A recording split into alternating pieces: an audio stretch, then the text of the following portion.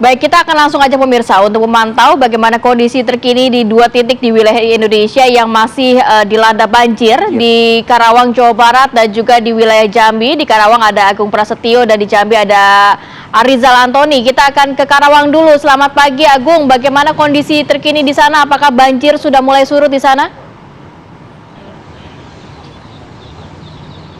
Ya, terima kasih. Selamat pagi Kamarati juga pemirsa.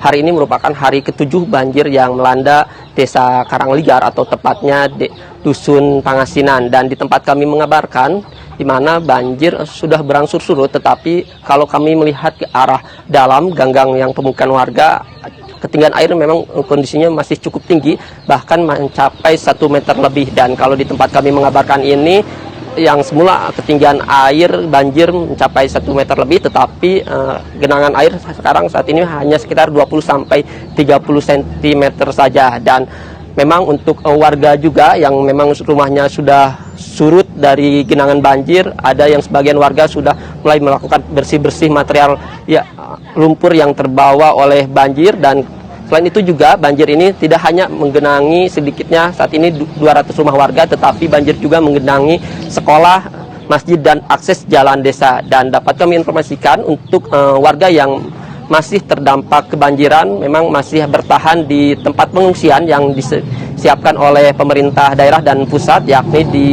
posko pengungsian yang berada di balai desa, di mana di sana difasilitasi dengan posko pelayanan kesehatan. Selain itu juga dapur umum yang setiap harinya akan melayani 3 kali masak atau menyiapkan makanan. Dan dapat kami informasikan juga memang untuk banjir yang terjadi di wilayah Karangligar ini tidak hanya terjadi pada musim hujan saat ini, tetapi banjir ini juga kerap terjadi di setiap tahunnya. Dan banjir ini juga sudah terjadi berlangsung pada tahun 2012 lalu, artinya sudah 10 tahun lebih warga merasakan banjir di desa Karangligar. Dan artinya warga sangat berharap pada pemerintah daerah atau pemerintah pusat ada solusi untuk menangani banjir yang terjadi di Dusun Kampek dan Dusun Pangasinan atau di desa Karangligar. Dan untuk soal bantuan sendiri memang sebagian warga sudah menerima baik dari pemerintah daerah Kabupaten Karawang ataupun dari pemerintah pusat, mulai dari logistik, pakaian, dan perahu karet untuk menyiapkan nantinya jika kondisi air ataupun intensitas hujan tinggi ini banjir kembali naik. Sementara itu yang dapat kami informasikan, kembalikan ke Anda di studio, Ratih. Baik, dari Agung Prasetyo di Karawang, Jawa Barat, kita bergerak ke Jambi. Ada 2 wilayah nih, Kerinci dan juga Sungai Penuh. Arizal Antoni, bagaimana pantauan pada hari ini di Sungai Penuh?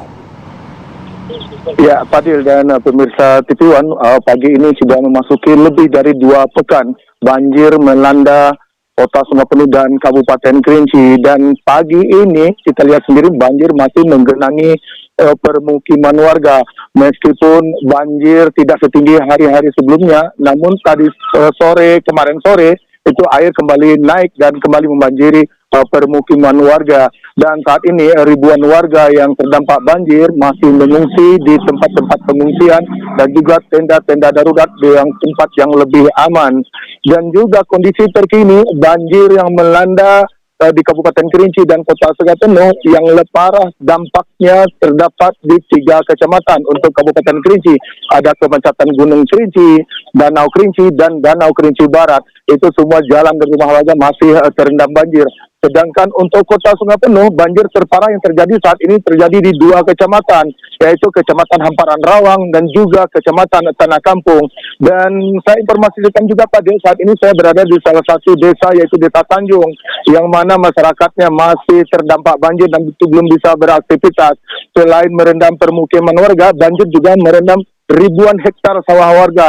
Jadi dipastikan warga tahun ini terdampak gagal panen.